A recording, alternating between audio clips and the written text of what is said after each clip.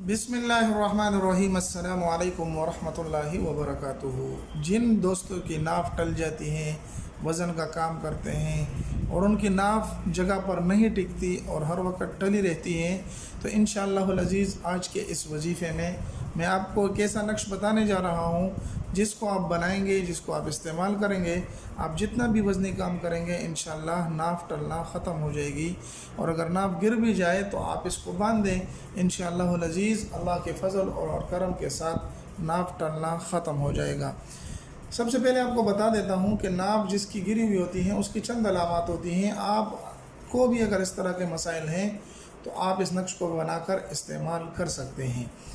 अगर किसी के तबीयत खाना नहीं करती, यानी उसके जी खाना नहीं चाहता, उसका जी खाने से बरा बरा हुआ होता है, उल्टी किस्म की आती हैं, पेट में दर्द होता है और हर वक्त बदन में सुस्ती होती है, तो ये चंद अलामात बड़ी बड़ी ऐसी हैं कि ये इस बात की तरफ इशारा देती हैं कि इस शख्स की नाफ टल गई है और इसकी नाफ गिरी हुई है।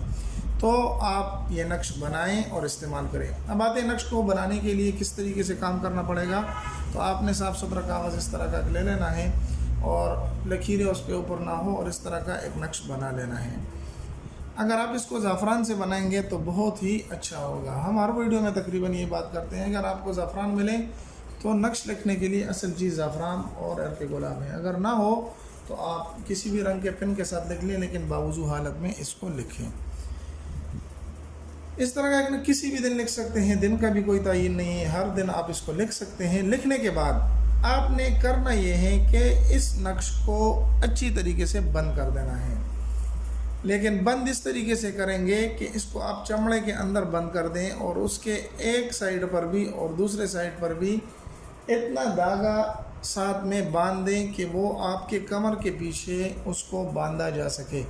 यानी इस नक्श को आपने नाफ के ऊपर रखना है और पीछे इसको बांध देना है, दोनों तारों को, दोनों रस्सियों को, और ये आपके नाफ के ऊपर बंधा होना चाहिए।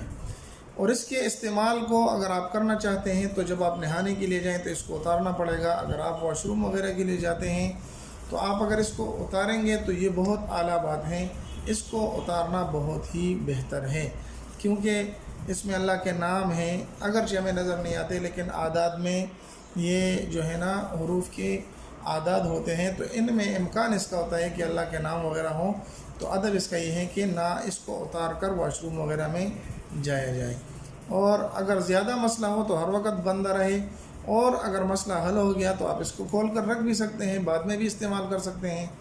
लेकिन याद रहे कि जिसकी हर वक्त नाफ टल जाती हैं तो उसको चाहिए कि वो हर वक्त इसका बांधा हुआ रखे और एहतमाम करे कुछ वक्त के लिए। इंशाअल्लाह उसका इस तरह का मसला हल हो जाएगा। उम्मीद है कि आज की वीडियो आपको पसंद आई होगी। अगर पसंद आई तो हमारे चैनल को सब्सक्राइब करके लाइक कर दें और अपने दोस्तों के साथ भी ज़रूर शरीक करें। मिलते एक नई वीडियो में, तब तक अस्सलामु अलैकुम वरहमतुल्लाहि वबरकातुहू।